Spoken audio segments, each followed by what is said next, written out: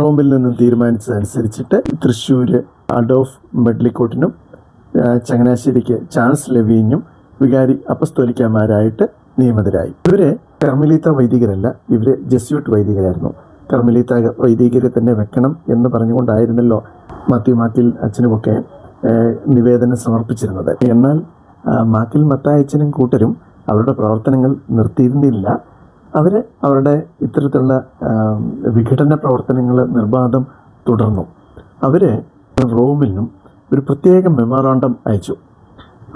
അവർ പറയുന്നത് ഇതാണ്: വിദേശ കർമ്മലീത്ത സന്യാസ സമൂഹത്തിൽപ്പെട്ട വരാപ്പുഴ മെത്രാപ്പൊലീത്തയുടെ കീഴിൽ തങ്ങൾ തുടരാൻ ആഗ്രഹിക്കുന്നു എന്നായിരുന്നു മെമ്മോറാണ്ടത്തിൻ്റെ ഉള്ളടക്കം. അതായത് ചങ്ങനാശ്ശേരി തൃശ്ശൂർ വികാരിയാത്തുകളിൽ ഞങ്ങൾക്ക് ആഗ്രഹമില്ല, അവിടെ തുടരാനായിട്ട് ഞങ്ങൾക്ക് ആഗ്രഹമില്ല. അതിന് പകരം ഞങ്ങൾ വരാപ്പുഴയുടെ കീഴിൽ കർമ്മലീത്ത സന്യാസ സമൂഹത്തിൻ്റെ കീഴിൽ ഞങ്ങൾ തുടർന്നുകൊള്ളാം എന്ന്